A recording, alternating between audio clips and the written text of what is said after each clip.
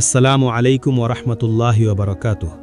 প্রিয় সম্মানিত দর্শক ও প্রিয় বোনেরা, আপনাদের সবাইকে স্বাগত জানাচ্ছি আমাদের প্রিয় ইসলামিক চ্যানেল রহমতের দিগন্ততে। আজকের এই ভিডিওটি কোনো সাধারণ আলোচনা নয়, এটি একটি গভীর উপলব্ধির বার্তা, একটি আত্মাকে নাড়া দেওয়া সত্যের কথা। আজ আমরা কথা বলবো সেই বাস্তবতা নিয়ে, আল্লাহ তাআলা যখন কোনো নারীকে বড় সুখ, শান্তি ও সম্মানের পথে নিয়ে যেতে চান, তখন কেন তিনি প্রথমে তাকে কিছু কষ্টের ভেতর দিয়ে পার করেন। এই কষ্টগুলো শাস্তি নয়, বরং প্রস্তুতি। এই ভিডিওটি সেই সব নারীদের জন্য যারা নিঃশব্দে কাঁদে, আল্লাহ ছাড়া কাউকে তাদের দুঃখ বলে না, যারা সব সহ্য করেও হাসতে জানে। আল্লাহ তাআলা কুরআনে বলেন, লা ইউকাল্লিফুল্লাহু নাফসান ইল্লা উসআহা। আল্লাহ কোনো প্রাণকে তার সামর্থ্যের বাইরে কষ্ট দেন না। এই আয়াত আমাদের শেখায়, আপনি যে কষ্ট পাচ্ছেন তা বহন করার শক্তি আল্লাহ আগেই আপনার ভেতরে রেখে দিয়েছেন। এই ভিডিওতে আমরা ইসলামিক আলোকে সেই 6টি কষ্টের কথা বলবো, যা একজন নারীর হৃদয়কে ভেঙে না দিয়ে বরং তাকে আরও দৃঢ় করে তোলে।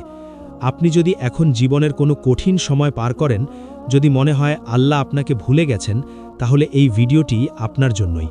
কারণ আল্লাহ বলেন, ইন্নাল্লাহা মাআস সাবিরিন, নিশ্চয়ই আল্লাহ ধৈর্যশীলদের সঙ্গে আছেন।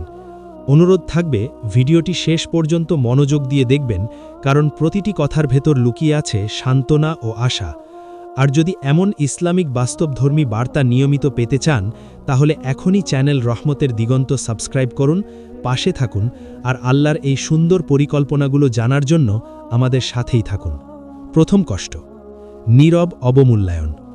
আল্লাহ যখন কোনো নারীকে ভবিষ্যতের বড় সুখ, সম্মান ও আত্মিক শান্তির জন্য প্রস্তুত করেন, তখন তিনি প্রায়ই তাকে নীরব অবমূল্যায়নের পরীক্ষার ভেতর দিয়ে পার করেন। এই কষ্টটি বাইরে থেকে খুব সাধারণ মনে হলেও ভেতরে ভেতরে এটি সবচেয়ে গভীর আঘাত দেয়। নিজের সবটা দিয়ে দেওয়ার পরও যখন তার ত্যাগ, ভালোবাসা, সময় ও সহানুভূতিকে স্বাভাবিক বলে ধরে নেওয়া হয়, তখন একজন নারীর হৃদয় নীরবে ভেঙে যায়। কেউ তার চোখের পানির হিসাব রাখে না, কেউ তার ক্লান্তির কথা শোনে না, কেউ তার না বলা কষ্টগুলো বুঝতে চায় না। এই সময়ে নারী মনে করে, আমি কি সত্যিই মূল্যহীন? কিন্তু ইসলাম আমাদের শেখায়, মানুষের চোখে অবমূল্যায়ন হওয়া মানেই আল্লাহর কাছে তুচ্ছ হওয়া নয়। আল্লাহ তাআলা বলেন, ওয়ালা তাহিনু ওয়ালা তাহজানু ওয়া আনতুমুল আ'লাউন। তোমরা দুর্বল হয়ো না, দুঃখ করো না, তোমরাই শ্রেষ্ঠ। আল ইমরান 139। এই আয়াত নারীর অন্তরে সাহস জাগিয়ে তোলে, জানিয়ে দেয় তোমার মূল্য মানুষের মুখে নয়, আল্লাহর নিকট। এই কষ্টের মাধ্যমে আল্লাহ নারীকে শেখান মানুষের প্রশংসার জন্য নয়, বরং আল্লাহর সন্তুষ্টির জন্য বাঁচতে। যখন চারপাশের মানুষ তার গুরুত্ব বোঝে না, তখন তার হৃদয় ধীরে ধীরে আল্লাহর দিকে ঝুঁকে পড়ে। সে দোয়া করতে শেখে, রাতের নীরবতায় সিজদায় কান্না ঢেলে দেয়। এই কান্না হারানোর নয়, বরং গড়ে ওঠার কান্না। রাসূলুল্লাহ সাল্লাল্লাহু আলাইহি ওয়াসাল্লাম বলেছেন, ইন্নাল্লাহা লা ইয়ানজুরু ইলা সুয়ালিকুম ওয়ালা ইলা আমওয়ালিকুম ওয়ালাকিন ইয়ানজুরু ইলা কুলুবিকুম। নিশ্চয়ই আল্লাহ তোমাদের চেহারা ও সম্পদের দিকে তাকান না, বরং তোমাদের অন্তরের দিকে তাকান। এই হাদিস নারীর জন্য এক বিশাল সান্ত্বনা, কারণ তার অন্তরই তার সবচেয়ে বড় সম্পদ। নীরব অবমূল্যায়নের কষ্ট নারীকে আত্মসম্মান শেখায় কোথায় নীরব থাকতে হয় আর কোথায় আল্লাহর কাছে কথা বলতে হয়। এই কষ্ট তাকে মানুষ নির্ভরতা থেকে আল্লাহ নির্ভর করে তোলে। আর ঠিক তখনই আল্লাহ তার জন্য এমন সম্মান ও সুখ লিখে দেন, যা আর কোনো মানুষের উপর নির্ভরশীল নয়। কারণ যে নারী মানুষের অবমূল্যায়ন সহ্য করে আল্লাহর উপর ভরসা রাখতে পারে, আল্লাহ তাকে এমন মর্যাদা দেন যা সময়ের সাথে সাথে আরও উজ্জ্বল হয়। দ্বিতীয় কষ্ট, একাকিত্ব ও ভুল বোঝাবুঝির ব্যথা।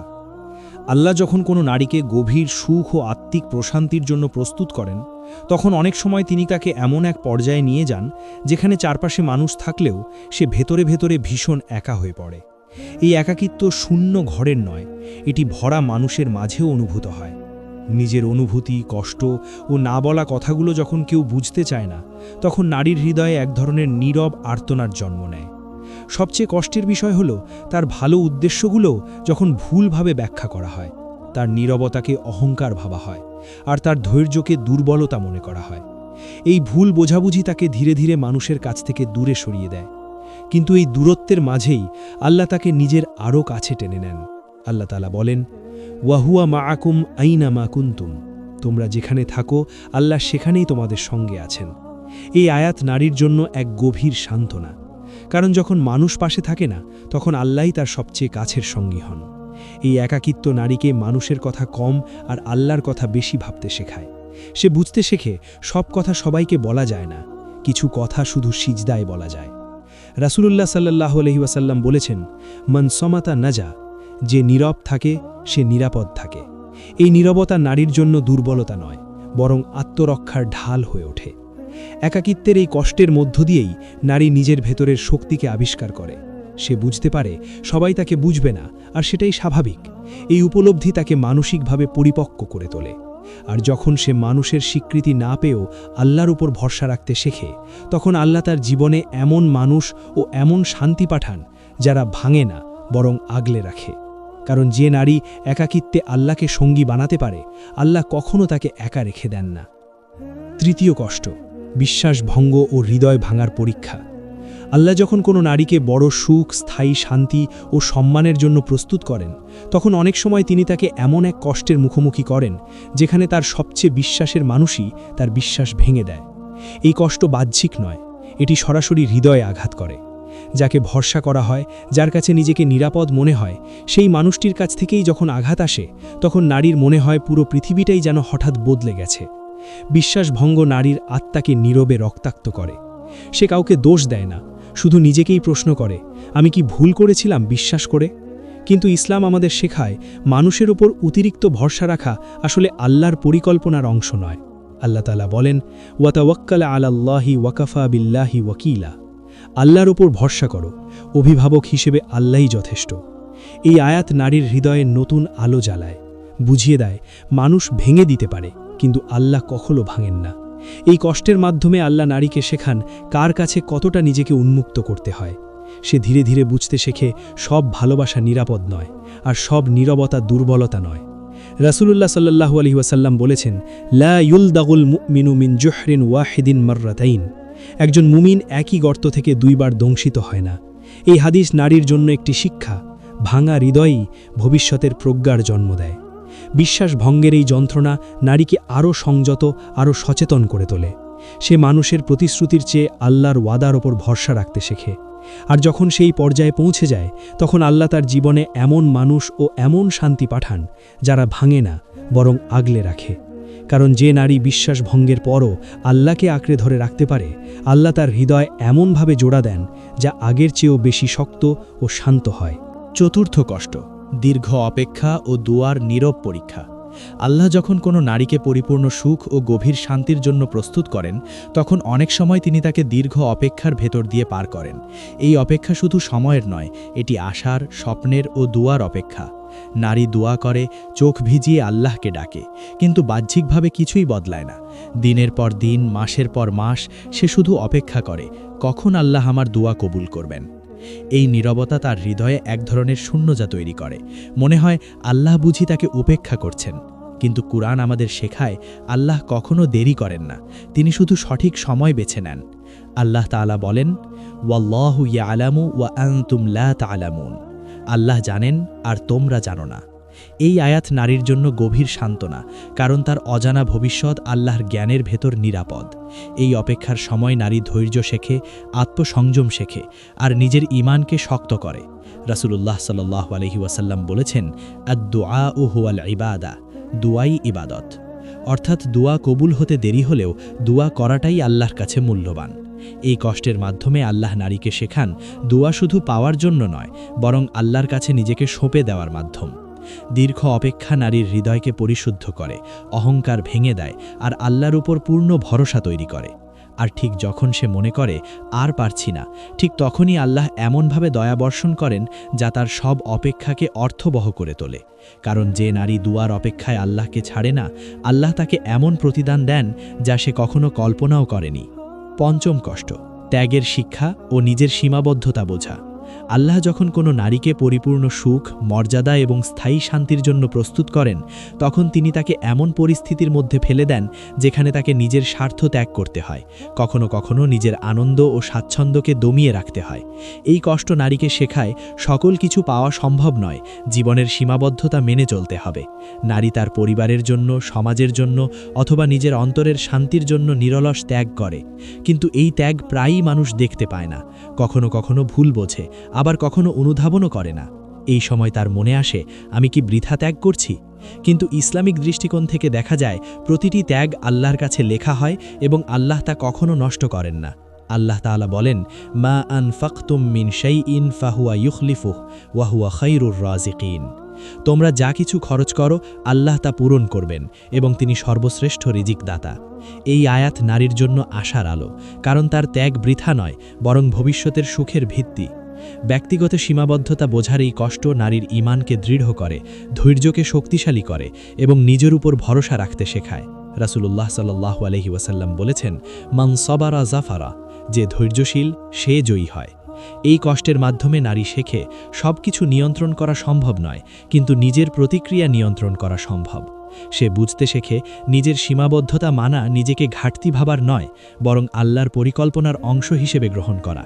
এই ধরনের ত্যাগ নারীকে মানসিকভাবে এমনভাবে প্রস্তুত করে যে যখন আল্লাহ তার জীবনে সুখ ও শান্তি বর্ষণ করেন, তখন সে পুরোপুরি তা গ্রহণ করতে সক্ষম হয়।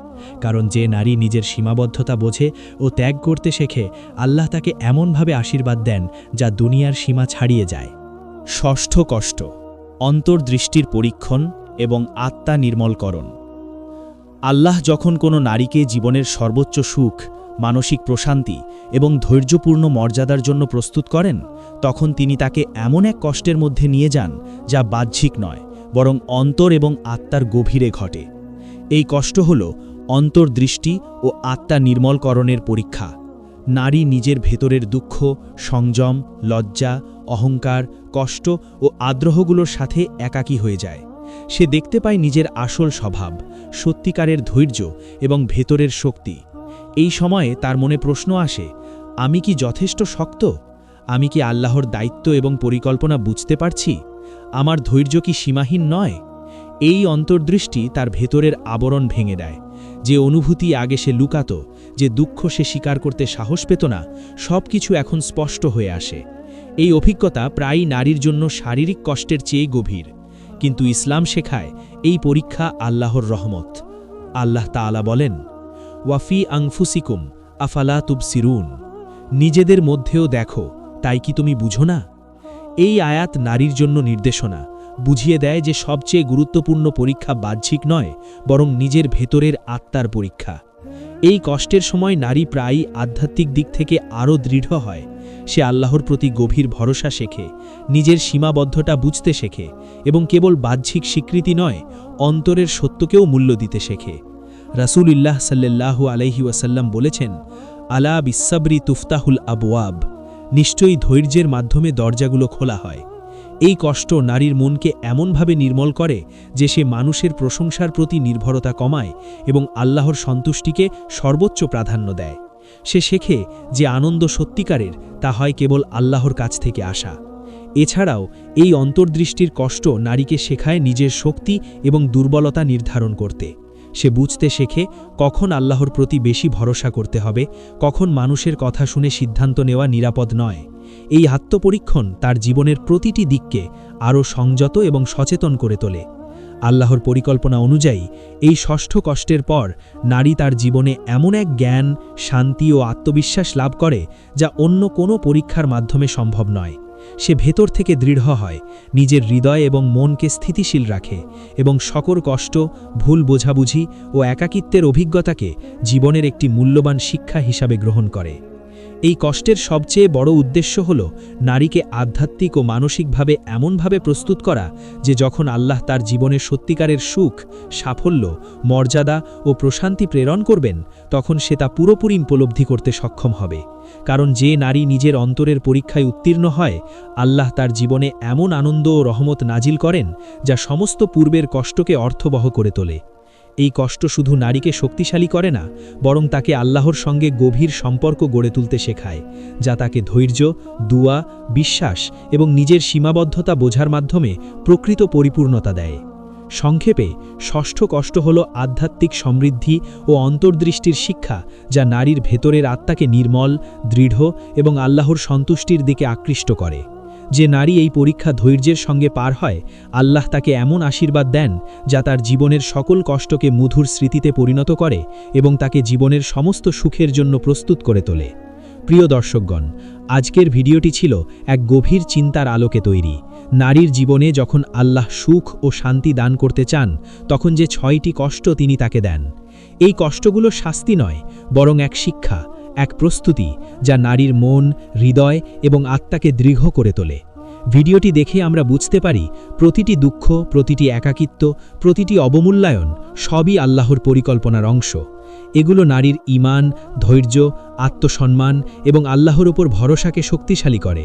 এই ভিডিওতে আল্লাহর আয়াত ও হাদিসের আলোকে আমরা দেখেছি কষ্টের সাথে সদা আল্লাহর রহমত জড়িত। প্রিয় দর্শক, যদি আপনারও জীবনে কোনো কষ্ট থাকে, হতাশা থাকে, মনে রাখবেন এগুলো আল্লাহর দয়া, যা আপনাকে পরিপূর্ণ সুখের জন্য প্রস্তুত করছে। এই ভিডিওটি শেষ পর্যন্ত দেখার জন্য আপনাদের অনুরোধ রইল, কারণ প্রতিটি অংশে লুকিয়ে আছে আল্লাহর শিক্ষা ও সান্ত্বনা।